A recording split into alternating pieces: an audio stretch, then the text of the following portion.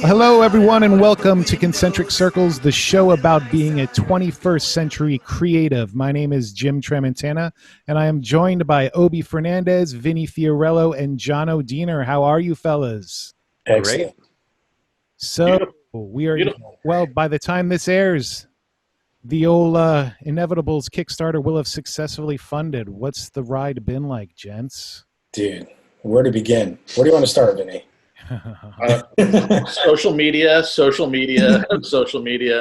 I don't know. It's, you know, we touched on it before, and I'll say it again because you always have to say it. The amount of support that we've had coming out of the gate for the Inevitables, not only with the creative people that are in the project, but the people that supported the project, has blown me away, blown Obi away, and blown Jono away, everybody. Because like usually when you start a new project, it takes, you know, a certain amount of time for people to warm up to the idea and have a vibe and kind of get to it. But right out of the gate, people embraced it, and the gratitude that I have for the people that embraced it early and the people that continually sort of, you know, lead their friends to it and go, you should check it out. It's awesome, you know, and that's, I use that word a lot, but it's awesome. So Inevitables, when this airs, will be done, and the campaign will be completed. And next phase would be finishing off the comic side, and then production of the record, vinyl, and things like that. So one door shuts, another busy door opens. So that's sort of where we're at. Yeah, I've been saying to people, like, when they're like, oh, cool, like, you know, the campaign's almost over, so you can probably, like, you know, like catch your breath a little bit. And it's just like, no, that's when the real work starts. Yeah, I'm looking forward to jumping into the comic side and, you know, a bit more. We're still like in the mixing process of the last few songs. So, yeah, we're just in it, man. So, but there's just so much cool stuff planned too, that like, we just have to be very intentional with everything that we kind of do at the moment. So like, that's, you know, like, and that word is probably the best word to describe the headspace of the Inevitables between now and the next summer even, you know? Yeah. And you have to plan so many things ahead of time before you launch and know what the future is going to look like. Because, like, essentially it's like a pre-order on steroids, you know? So even just like looking at the numbers, how much every single thing costs, all that kind of stuff, and then assuming that we'll at least hit this, maybe, you know?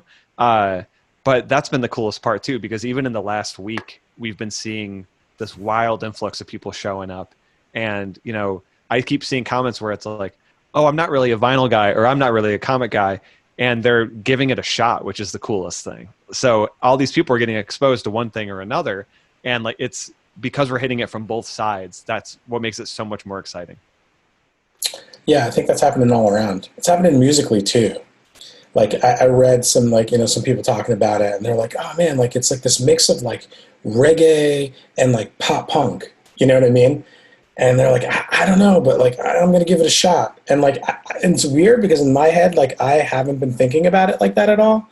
Like I haven't even been thinking like, you know, specific genres, you know what I mean? Like, I'm just like, oh, like, this is the reggae part, so yeah, we should do this, you know what I mean? Like it hasn't even been like, but to hear people talk about it in that way, like, kind of got me stoked, whether they liked it or didn't like it, because it's just fun. And to me, I was like, oh, like we haven't even used these words, these terms, like, you know what I mean? But like other people are now defining it, and when other people start to define it, that means they're listening and they're talking about it. So and it's working. It's yeah. cool.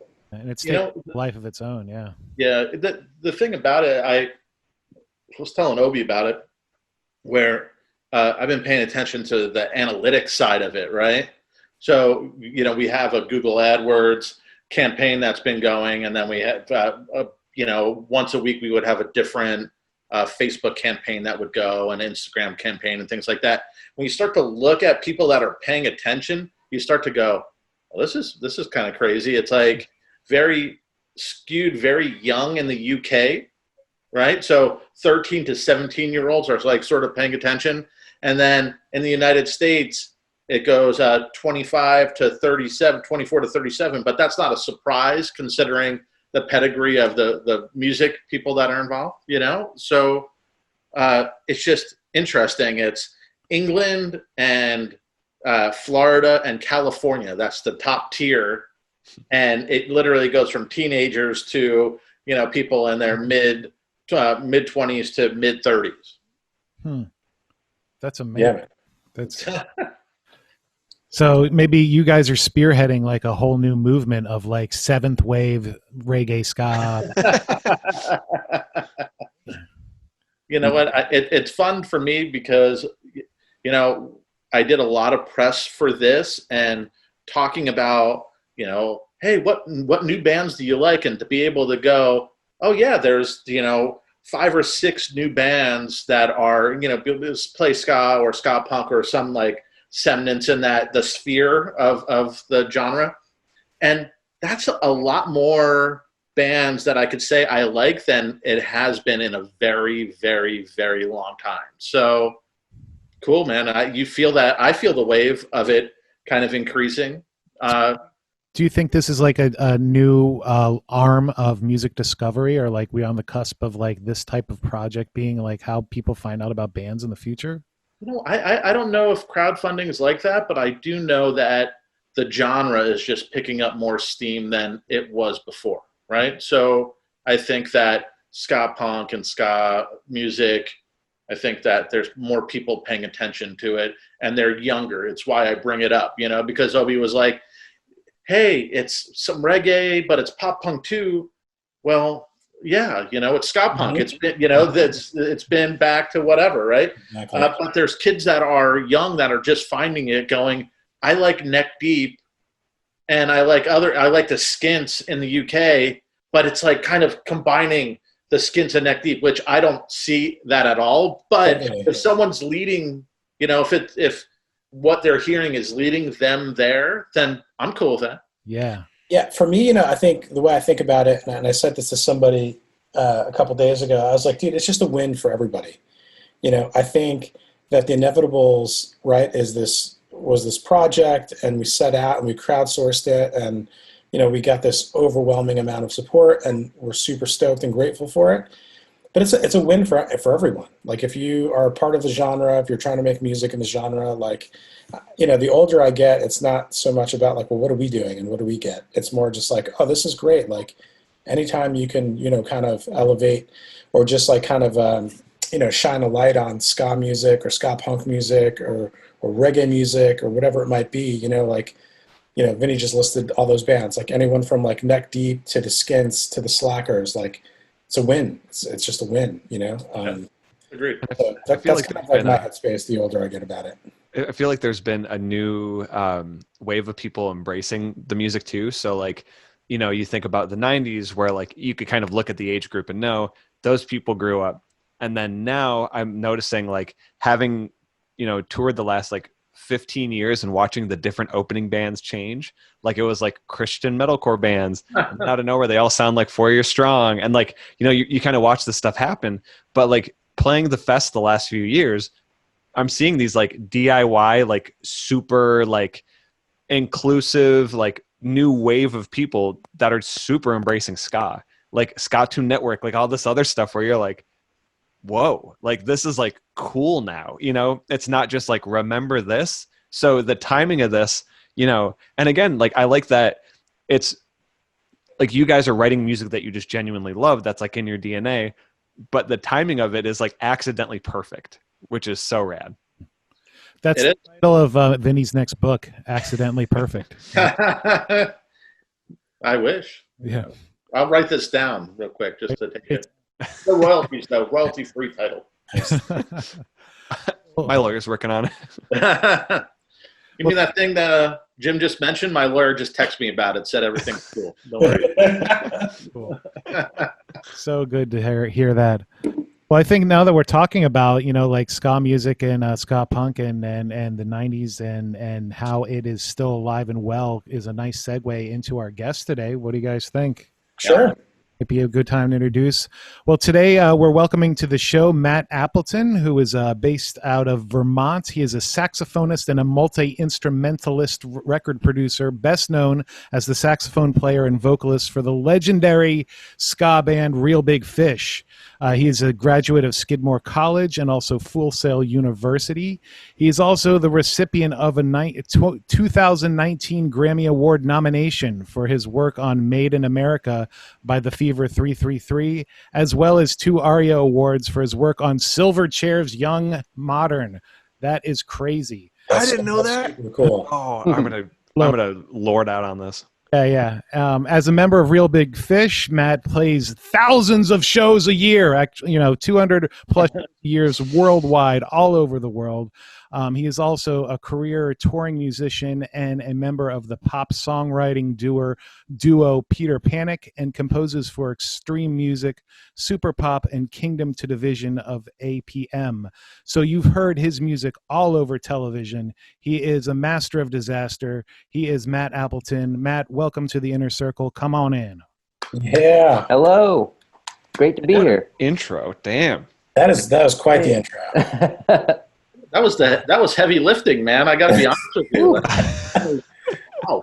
Super heavy lifting. But it's cool because we're just going to talk about Silverchair all night now. Yeah, that's fine with me. By the way, I'm actually going to talk about it, so I'll let you guys take it for now.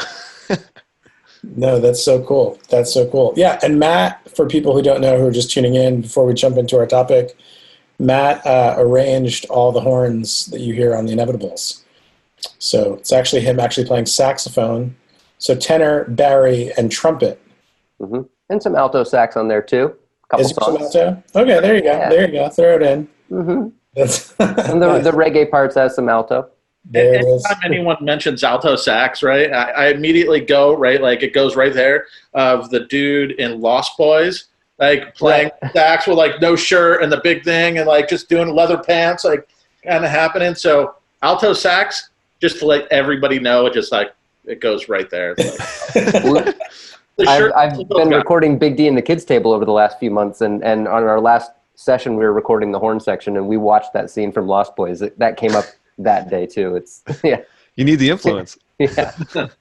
I would pay money to see John Deegan like out there doing like his best like Lost Boys like sax guy. It happened. It did happen. Shirt on or shirt off? Shirts on. Shirts on. Yeah, I know. Well, maybe I'm a stickler for authenticity. So exactly. Yeah. Call somebody into oiling them up. Like, we need someone to oil John Deegan. There's the runner. Call the runner. More oil. So, dude. Well, first, thank you for doing amazing work on The Inevitables, because, like, jumping in on an idea with lunatics, like texting and calling and emailing, going, do you want to do this? And it takes a leap of faith to kind of jump in and go, all right, yeah, I'll go for the ride with you guys and hope it works out. And that's a cool thing. So thank you for that, because the first time that I heard, and I'm going to beat Obi to it, the first time I heard Fort Lauderdale horn part come through, I was like, this is fucking gold. Like, I was like, this is great. Like, so thank you. And it's been a cool ride, and the ride's ending. Well, this portion of the ride's ending, and then Phase one. It's wild. Thank you for including me. It's been an absolute blast working on this stuff. Writing, doing horn arrangements is my favorite thing to do, and it's my specialty. And any chance to get to do it is awesome, and to get to do it with people I respect and admire and have whose music I've enjoyed over the years is extra special. It's awesome, man. It's awesome. That's sick. Well, that being said, Vinny, what are we talking about today, my man? What's the topic? Dude, after hearing and reading, but after hearing Jim kind of go through your bio, right?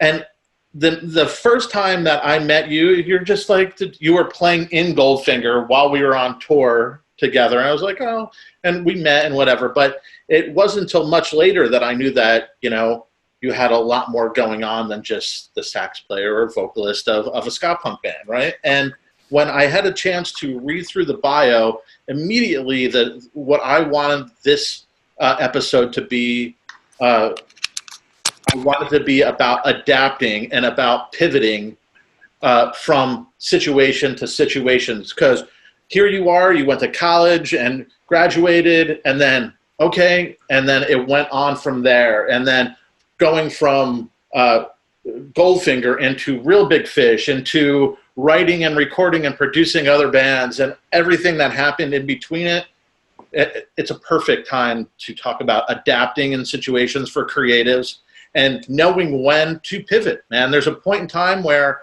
I know I've sat there and went, okay, I feel that I need to make that right. I can't keep on going in the arc. I have to get off the ride and get to something else. And tonight we're going to talk about pivoting, and we're going to talk about adapting when you're a creative. So let's do this. All right. Sick. So how'd you link up with the Nick Launay connect? Because he did, like, those records are like epic records. Yeah, he's fantastic. That was through Full Sail. So, you know, Full Sail's big pitch to people is that they've got this career services department and they can help you get into the business. And that actually did work out for me. After I graduated from Full Sail, I got in my Toyota Corolla wagon and drove to Los Angeles with all my stuff. I'd never been to Los Angeles before. And I showed up there and started looking for an apartment, had all my stuff in my car, and was sitting in front of a Trader Joe's, and I got a call from Full Sail saying that they had an internship opportunity through another Full Sail grad named Adam Greenspan. And he was the engineer for Nick Launay. And so I went in the very first day I got to LA. I went in and talked to Nick and Adam and got an internship, which turned into an assistant engineer position pretty quickly. Yeah. So which of those records did you get to work on? Because he's done like everything from like Arcade Fire, Yeah Yeahs. Right. Yeah. Oh, so with Nick, I've worked with Silverchair, as you heard, the Ataris, the Veils, the Young Knives, great English band that I don't know how they haven't really gotten popular in America, but man, this record that we did, Young Knives, is awesome. And was that it? That might be it. Nope, there's one more band, Faculty X. That was with Bobby Alt was the drummer for that. You guys know Bobby Alt from Street Drum Corps. Right. That's Ari Nisman used to talk about that band all the time, Street Drum Corps. Yeah. So this is like before Bobby started Street Drum Corps with Frank. He had this band. It was and it was one of the guys from Stun. So it was like Stun and Street Drum Corps. Anyway, it's like a goth band. Gosh, it was 23, wow. 24. 23, first time in Los Angeles. Yeah. Worked out, right? Yeah. It's wild. It really it got going on day one. Like I didn't get there and wonder what I was going to do. Everything kind of started happening right away. Just this is a story. This story never exists. Like this is a very right. This is like unique. Yeah. Do we all agree on that? Yeah, and like the fact that you did go to school, you know, and the thing is that's not even guaranteed. Where like a lot of people think, like especially with the name Full Sail, they're like, well, if I go there, it works. But you are the success story of that, which is super rad. Yeah, there's like 95% of the people that go to Full Sail don't end up. That's probably even less than that. I don't know many people that have gone to Full Sail that are still working. At least people I graduated with. There's only a handful. My only knowledge of it was through another Skidmore College graduate named Rob Hoffman, who did quite well working with Michael Jackson and Christina Aguilera, among others. And he suggested that Full Sail wouldn't be a bad idea. That's how I ended up there. And I didn't really know what I was in for going there. It's a good curriculum. I wouldn't go do it again, but it is a good curriculum. The student experience, I didn't enjoy that, like the actual experience of being there, but I learned a lot, and the professors were really awesome, and it did set me on the right path. You know, the thing that when I live in Florida, so Full Sail is always this like all-encompassing place where if you're even remotely interested a little bit, where you're like, I kind of, want to learn how to, be a studio engineer, or I want to learn live sound, or I want to do whatever. I got to go to Full Sail, and take out loans and do this. And I've talked to a few people, and in fact, a few of them were interning for Paper and Plastic in their like sort of off time between semesters and between things. And I went, well, hey, did you ever go, to the local like punk club and go, hey, can I mix, your bands, and can I do whatever? Well, no. I go, so what you're telling me is you'd rather spend tens of thousands of dollars for this experience, right? Instead of just heading over to the punk club and going, hey, I just want to come and mix some of your bands and like kind of hang out and do the thing. Can I do that? And I guarantee you, most punk clubs would go, come on in. Let me do your thing. Like, because half the guys don't even want to be there that are running sound in those clubs, right? So and they go, oh, for free? Okay. Yeah. So for me, like, being in the shadow of that, and knowing people that went there, you do have a success story, right? Where you went there and you said, I'm heading out to California because that's where people go, right? Like, yeah. I wanted to, be an engineer. Well, you have California and you have New York and maybe Chicago a little bit, right? Like you have some of that, but California is the place. And for you to get there and, start, or at least, say what's up and then go, yeah, I'm going to start this, dude. That's the ultimate in pivot, to be honest with you, because that's betting only on yourself that you're going to drive across country in your whatever with all your shit in back, and that you're going to make it work, and that there's something that's waiting for you, from education to real world application. That takes courage, but that takes belief in yourself, right? And that's a bold move for a 23-year-old, 24-year-old. That's yeah. Bold. So kudos, Thank you. And did you consider yourself, because, you've been playing sax and like doing horn arrangements and all that kind of stuff, did you think you were going to be engineer, or did you think you were going to be in a band playing a horn of some sort? Like, did you have like one or the other you favored at the time? I didn't see a viable path to being a performing musician. I grew up in Vermont, and then I went to college in upstate New York. I wasn't involved in any scene as a kid because Vermont didn't really have much going on. I just didn't see a path for being in a band, or I had bands, and I loved playing, but I didn't see how that was going to work. So Skidmore had a recording studio, and I started using the recording studio when it was available and taking the recording studio classes at Skidmore, and I just fell in love with it. It was the first thing I ever found in my entire life where I could stay inside on a nice, warm, sunny day in the Northeast, and not want to be outside doing, I really enjoy outdoor activities. And this was like the first time I ever found something where I could stay inside, work all day, and never look at the clock.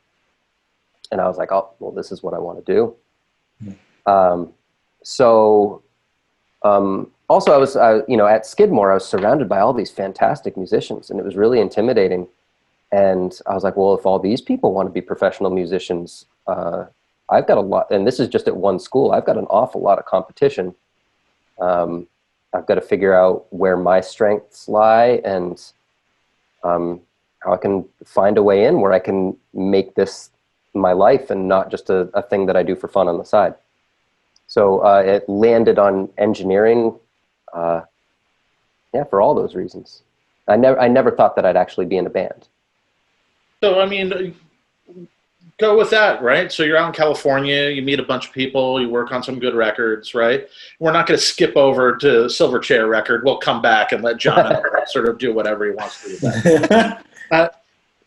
There's a point where you started to get into the gravity of John Feldmann, which got you into the gravity of what he has around him, which at that time was a lot of ska punk, right, from Goldfinger, but also pop punk and that, brought a lot of, I know the Used was probably around that time with you, right? Yep, that's right.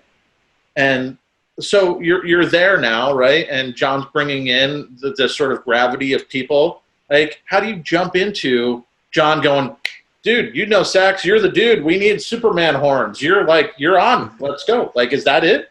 Like, you're the dude because you were there?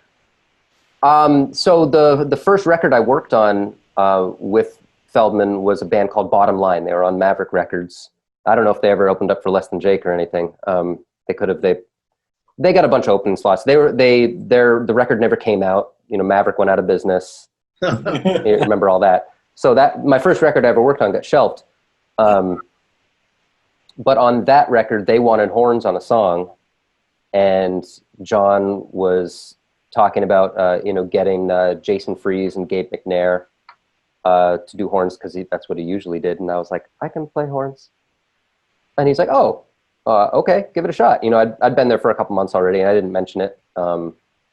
So he just let me take a crack at the song, and he liked it. And then we did some demos with Good Charlotte right after that. That involved some horn stuff. And so I played a trombone solo on this Good Charlotte demo, and he really liked that. And then next time Goldfinger went on tour, he said, come along and play saxophone.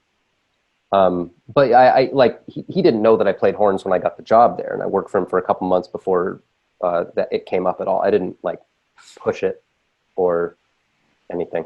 Yeah, I mean, at that point, you were just going, I just want to, you resided yourself. I'm not going to put words in your mouth, but from what you're saying, you kind of went, well, I'm not going to be a touring musician, so let me just concentrate on the studio gigs. And now I'm working with John, who's, at that time, well, it's still now, but at that time was, Used was just like white heat, man, just was on fire. And right. And as a producer, that's what, brought, I'm from the outside, not necessarily if this is correct, but from the outside, that's what brought him to the top of producing. People want to work with him and do all that, Right. So, yeah. So for me, I think that, you're concentrated and you're not mentioning the horns, but here you are though. And again, I bring it back to that pivot. It's, hey, you saw the opportunity and you went, I can play horn. Let me take the crack. Right. And yep. that led you down another path. And I always find this interesting, right? That there's random, if you look at it just from the top, random circles that are around, and that occasionally they just bump into each other and then it goes to another direction, right? And I always think that's what people are, the creatives are. They're in the mix and they're doing what they love, but they just happen, they hit that random hookup, that random, hey, you should do this and come this way. And you go that way with it, and that current, and it follows the current. And creatives are very adaptable that way and okay with going with the current, right? And I know that from my past, it's, going to college, but we're playing in a band, and then it starts to become popular. And then you start to go, we could do this, and you just start to follow the current and you're okay with it. But if I was, in the back of my brain, if I was, looking at a finance degree and doing this, and I had another path, it would be so strict that it wouldn't allow for that bend and to go with the current. But the creative, it allows for that, the ability to follow where the vibe is and have these happy accidents that happen. And when I go through your bio, and I'm thinking to myself, fuck, man, this is all cool, random occurrences that led to cooler things down the line. And dude, that makes me happy. I get happy because that's not a normal story, right? And for you to have that and have, the knowledge and continually building on your past in a great way, dude, that's awesome. And it's a lesson learned for other creatives is why I bring it up. That's cool. I'm curious, what was did the headspace change? So from driving your Toyota across country to linking up with the first studio gig to then eventually linking up with Feldmann, kind of what Vinny was talking about, what was the headspace? Did that whole time where you're just like, I'm just going to be open to whatever, you know what I mean? Or were you like, I'm just scared, but like what's going through your mind in all of these phases? Because like, you know, you drive out there with nothing, you get a phone call, now you have something, and then something turns into another thing. Yeah, I mean, that's all it was. You know, I was going out there in hopes that the goal, you know, I had my resume made up, and I had made lots of phone calls, and when I got to LA, I delivered my resume to all the different big recording studios. You know, they were all still open at the time, and I went around and I handed in my resume to just get a runner position at every single big recording studio, and but I got that internship right away at the other place. I still applied to all these other places. None of those landed, by the way. Nobody got back to me until like 3 years later. Sound City called me. No way. John from Sound City called me like 3 years later and was like, we have a runner position open. We still have your resume on file. And I was like, I've already got a handful of top 10 Billboard records now. Like, I'm cool. Thank you. Well, we need coffee. Yeah.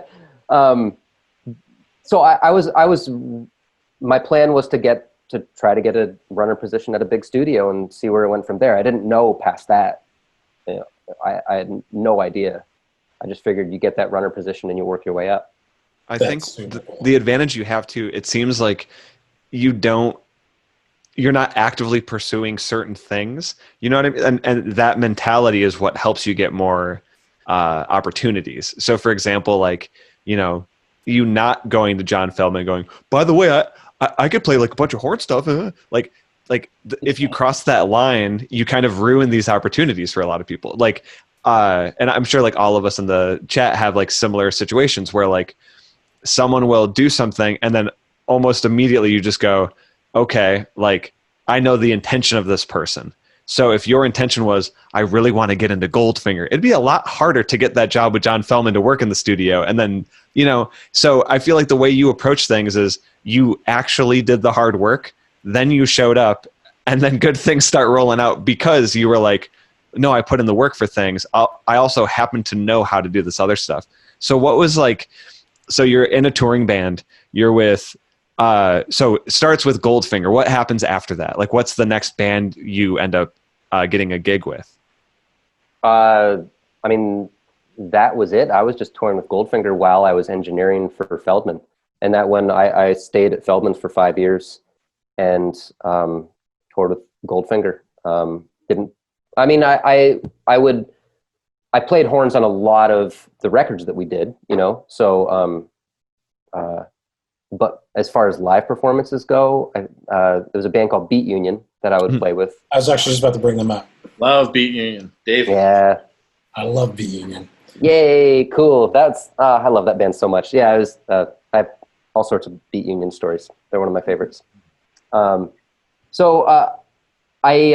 know, still the playing shows and touring was just something I did when Goldfinger went on tour. And otherwise I was just in the studio. I just went wherever Feldmann went, right? So when he was on tour, I'd go on tour and play. And then when we're off tour, I'm in the studio making records. And I didn't really, I wasn't looking to be in a band.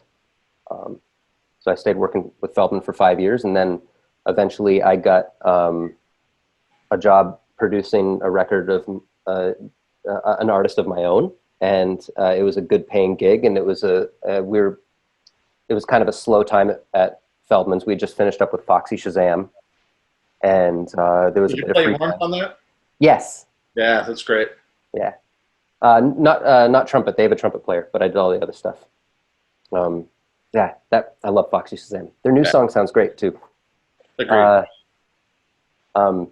So yeah, after Foxy Shazam, I went off and produced a lady named Stacy Clark, and then that was kind of like my foot out the door leaving John's.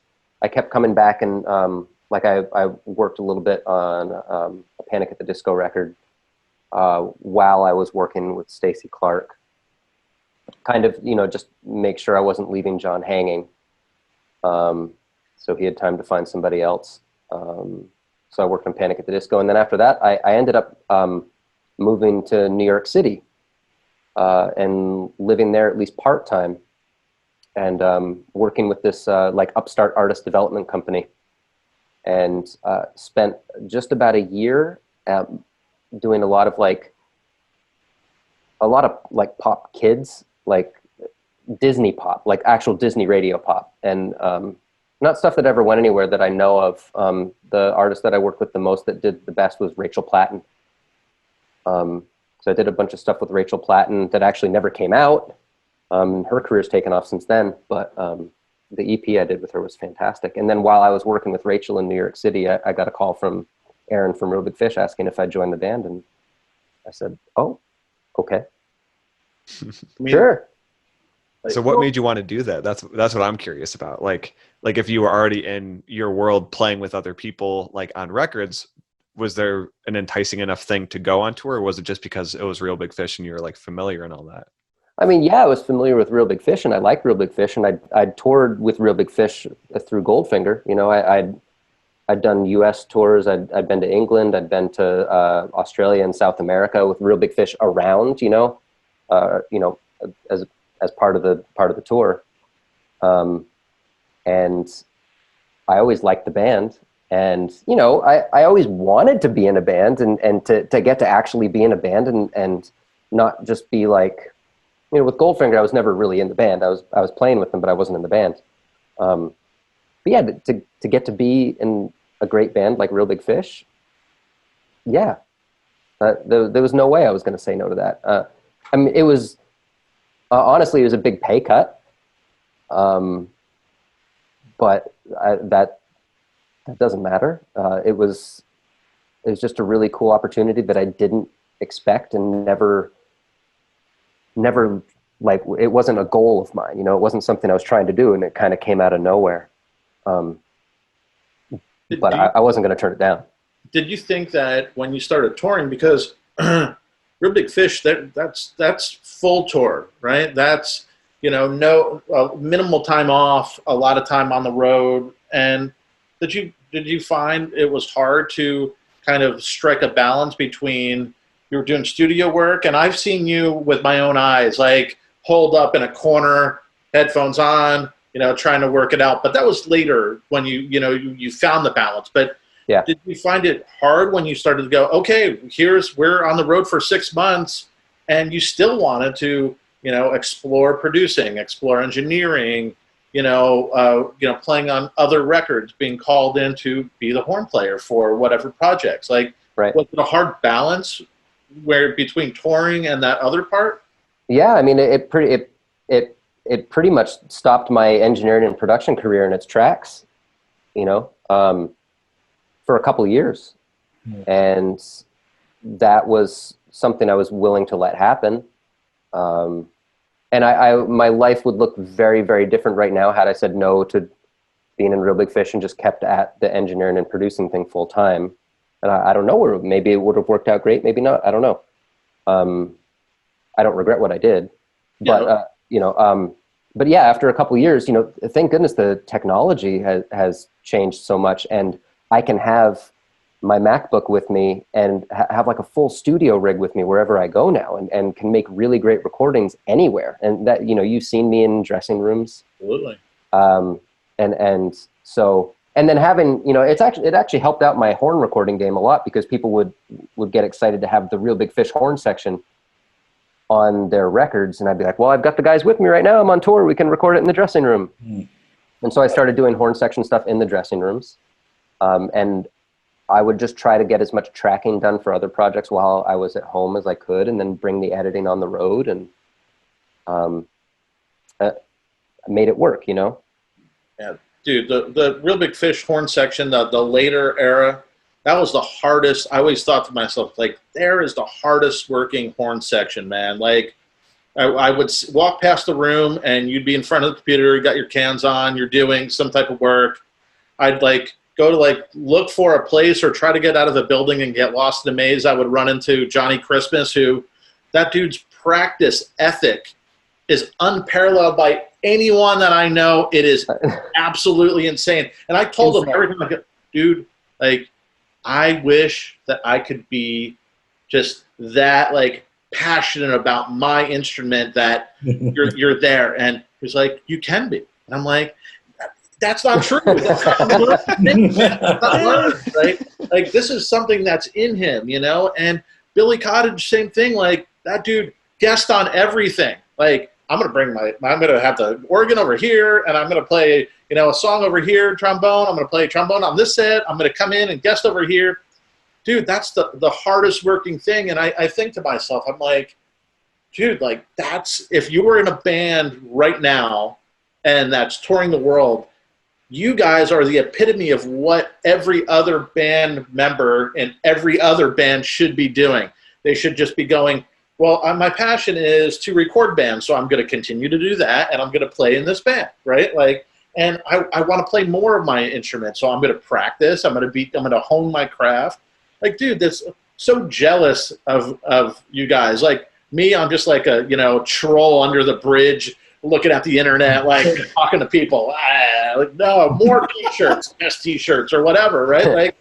Like, but you guys were taking the opportunity that was placed into your orbit, and you were using it in the correct way that creative should be. Hey, you could make some money here, you could be doing this, but you could also follow your passion and hone your craft and do everything else on this side. And dude, like, that's that for Concentric Circles. For me, I always try to lead back to that you could do two things. You can have one gig, but you could have passion for the other, and you continue to grind at it and keep on going. Like, that's the beautiful thing about being a creative. You can live in 4 or 5 worlds. You can be that circle that is following the current and then hits another circle and go, we should do a shirt together, or I want to play trombone on your thing, or I want to do whatever. That's the beautiful thing, man. That's the beautiful thing, that someone who's just sitting there in an office that's typing away on their computer, thinking about whatever bottom line or whatever margin or whatever marketing plan. No offense, John, I know that's what the marketing plan guy, but like, you know, doing all that and just not letting that other light into your world. Like, I'm blown away that, like, people just kind of stay on that path and ignore that light trying to get in. Yeah. Dude, I'll never forget, like, one of the first times, like, Westbound did stuff with Real Big Fish. And I remember, I feel like the first show we met up was, like, a show in, like, Colorado. And, like, the energy was awesome. And, like, Westbound, like, went and, like, did our thing. And we felt really good about the show. And then I remember you guys came on. And I was just like, and we all just, like, watched. And it was like, seriously, and you know us pretty well, like, we nerd out pretty hard. And I just remember kind of like, yo, we need to, like, step up our game times like 100, if anything, because we were an opener on that tour or whatever the case is. But dude, the band was just so tight. I think at the time it was like Raylan was still playing drums, Matt Wong was still in the band. But, like, dude, everything just hit. Everything was just so precise, and everything grooved really hard. I just remember, like, being like, holy crap. Like, we gotta, like, everybody in my band was like, okay, we gotta, like, step it up so hard. Just to have, like, you know, it was amazing. So the band's incredible. Dude, I love when that happens, though. That's, you know, you're at the tour and you're like, oh shit, the band that, you know, you're playing with went, that was really good. We have to do something now, like, whatever it is, like, red alert. And I like bands that are reactive that way, you know, that, oh shit, this was amazing. We have to rise to the occasion or we're going to look like fucking douchebags or whatever. Yeah, we were, like, nerdy about stuff, but, like, we were also, like, pretty hyper competitive, especially, like, we just wanted to land stuff. And then, what's that? I said, not you. Oh, dude, you know, I'm just like, what? Yeah, I won't even let my daughter play on my basketball team. I want to win. No, I seriously won't. But, like, yeah, no, we, like, especially in the later years of Westbound, like, it just became, and anytime we, like, came, we knew that we were going to be on the same bill or whatever. It was just like, I love that. You know what I mean? I love that, like, yeah, I love that spirit of, like, dude, this is going to be great. You know what I mean? And it's not necessarily that I'm competing with you personally. It's just that, like, you guys are incredible. You're around incredible people. So you want to elevate your game. You just want to, leave your mark. So you also want to get that shine on though too. It's like if you're around people that are great at their craft, there's a little bit of shine that happens too, right? And that's the beautiful thing about working with a lot of people. And I'll bring it back to the inevitables, like having the amount of talent that's in the pool that we're all hanging out in. Seriously, dude, that the shine is great, man, to off of each other and being able to go, yeah, I'm not going to try to micromanage these things because the shine, man, is there. I don't need to try to make a shadow, right? I want people to step forward and do it. And Real Big Fish was always a band, in my opinion, that the shine off a stage and talent is always immense, man. And this era, Real Big Fish, just monster players, great craft of a show. I give it up to Aaron. Dude knows how to craft a show in a very subtle way, but people love that. That subtlety of what Aaron Barrett is, people love it. And I watched Side of the Stage and went, yeah, and that's it. But so you're here now, man. And let's just talk about it. You got a full-time gig. Well, when you do have, when tour goes back into full swing, right? Right. You have Real Big Fish. You've been, in that downtime, you've been doing a lot of engineering work. And producing work with Big D and the Kids Table. I do know that, right? Yeah. And what do you think? What's the next pivot, man, for you? Or you just are on the arc of living in both worlds, or who knows? Well, right. I mean, this year's thrown us all for a loop, right? So, I was cruising on working on whatever projects I came my way and felt like working on, not worrying about the money so much, because Real Big Fish provides my basic income, and anything else on top of that is nice, but I'm okay otherwise. But now that's gone. And so I'm having to reevaluate and figure out what I'm going to do. And I just moved away from Los Angeles to Vermont while this happened. That all happened in March. I moved in March. I got off tour. I got COVID, and I moved and sold my house in California and came back to Vermont all in the same month. Oh my gosh. And everything's different now, So I'm trying to figure out what to do. Why the move to Vermont, if you don't mind me asking? Well, I met a girl, first and foremost. Okay. And I met her on tour in Thailand 5 years ago, and she lives in New Hampshire. My family still lives in Vermont. I wanted to be closer to my parents. They're getting older, and I wanted to be around to help them out. And the housing market was up in California. I saw it as a good opportunity to unload my house. And I was tired of being scared about the fires all the time. I lived in the mountains up by Big Bear. Yeah. And it was just every year there was a fire within a mile of my house, and I was sick of getting those text alerts in the middle of the night to get your stuff together and be ready to evacuate. And it was ugh. So a number of reasons. I would think that Vermont and where you live, near Big Bear, it's a very similar, at least, vibe, right? Yeah. And so, what I always wanted up in Big Bear was to have a destination recording studio, and it never quite materialized just because I was so busy with Real Big Fish. So I think that's the next thing here. I've been looking for property. I want to have a destination recording studio. I've moved into a recording studio that was built by some college friends that they never used. So I'm in their beautiful studio that's in a barn next to their house right now. And that's good for now, but I'd like to have a destination studio for bands to come to and be able to live at. That's in long-term in the future. In the meantime, I'm working with my partner from Peter Panic on more stuff for Extreme Music. And I've done a lot of work with DreamWorks TV, doing a lot of children's music, and they've been bought out by NBC Universal. It's turned into a new thing, and we're trying to crank out children's songs for them. So I'm doing children's music. A lot of that's looking like what my fall is going to be after I'm finished with Big D and the Kids Table and the Inevitables. It's writing songs for little kids. That's awesome. Getting my bells and my ukulele out and being silly.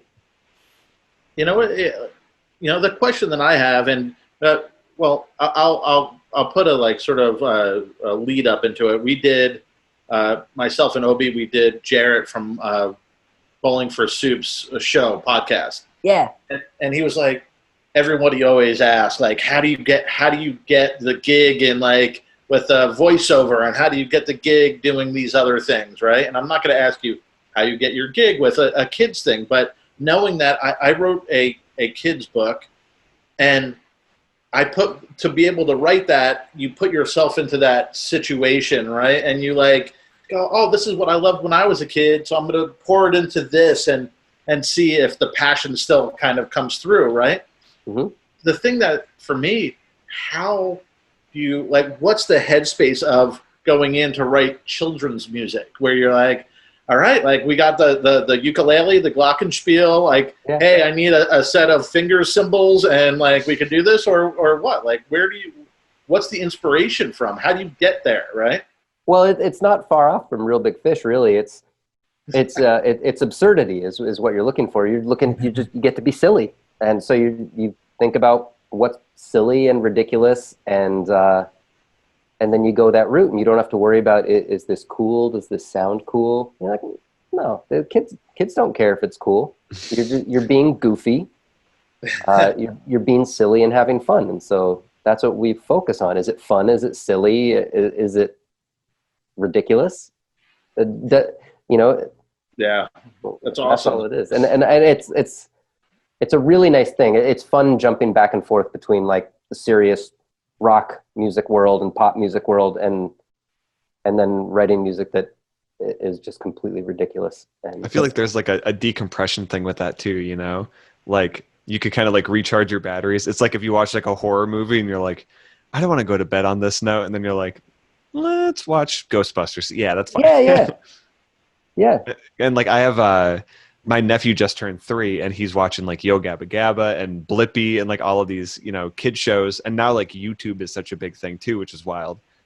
So like, do you do like research into like children's TV shows, or like how does that, or is it just naturally like, no, this is just what we do? Like, I don't know if there's like a market or like a way you have to like cater the stuff you're doing to it. Yeah, I mean, there is and there isn't. Yeah, I mean, the Aquabats and Yo Gabba Gabba and all that huge inspiration, and I look to them for sure. And I definitely watch a lot of cartoons. The people I share the recording studio with have a 3-year-old, and he's got stuff on all the time. So it works out really great. I've got a test subject, and they've got stuff that they've just got YouTube on loop. You know, they've got playlists and they just loop things, and so I see a lot of that stuff, and that's what I'm doing. All the stuff I do for DreamWorks and NBC, it's all internet content, because parents is it just things that are for the internet? Yep. Wow. It's wild. You know what, when you just were talking, it reminded me of Perry Grip, from Nerf Herder. Oh yeah, Perry. Yeah, he's great, and he's a great example of being silly and absurd. My daughter, when she was growing up, there was a song that she would play Roblox, and there'd be a song in there. It would be, "It's raining tacos from out of the sky." Yeah. And I'd be like, this song is so fucking catchy, but so like annoying. And she would leave it on. Seriously, it would be on like repeat for hours. That thing would just be like, and yep. I have to figure out who wrote that. And I just like went, "Raining tacos," and looked it up, and went, Perry Grip, Nerf Herder. Well, I went, oh my God. And then I looked, and he has a massive career in that sort of absurdist, like to put your like sort of spin on it, absurdist, like children's music, you know, it's Raining Tacos, yep. It's doing this, it's doing that. And wow, like that like blew me away to find out. And I remember talking to him, it was the Real Big Fish show in Orlando, and I came down to say hi. And he was there. He's like, "Hey, when you were working at Warner Brothers and you turned me down," I was like, "Dude, no." Like he spun it on me like real quick. I was like, "No, like I wasn't there for that." But damn, my daughter loves the Raining Taco song. Yeah, yeah. It was real awesome getting to do that tour that last summer with Bowling for Soup and Nerf Herder and the Aquabats, and it was like, like all these dudes who do all this amazing, goofy children's music. And so I got to have some really nice conversations with both Jarrett and Perry about how to do it better. I mean, those two are both geniuses when it comes to that stuff. That's a thing, man. That's just circles running into each other on the random thing, man, and it makes it go a different way. And yeah, I love the story. I love the reasoning behind it, that there is no reason. It's random, man, and you let yourself as a creative go with that and follow the inspiration. I try to say yes to things, you know. Stay open and adapt. Open and adapt. That's There right. it is. You never know where it's going to lead. Yeah, man. Bam. Matt, do you have anything to plug? Like, you know, tell us what do you want people to know about Matt Appleton? Like, plug away. Well, I've got this really rad studio across the river from Dartmouth College in Vermont, and I want to record some bands. Send me demos. How do people do that? Like, just hit you up on Facebook? Or? Yeah, hit me up on my Instagram. That's a great way to get in touch with me. Instagram or direct message on Twitter. It's at Matt Appleton on both platforms. Awesome, man. Awesome. Well, dude, man, thanks for coming by and talking with us. It's always awesome to catch up. And again, man, like, I'm just going to wrap it with this, that, like, knowing you from before and then being able to see the entire picture of Matt Appleton, it excites me more. Like, a great dude, Matt Appleton, like, good tour mate, right? But just awesome story, man. And just great vibe and great, like, just ideas of where it started to where it is now, man. And thanks for sharing it. I appreciate it. It makes me completely stoked and smiley about it. Yeah, oh, thank you. And yeah, I think you and me I've been on more tours with you than anybody else in the world. You're correct, sir.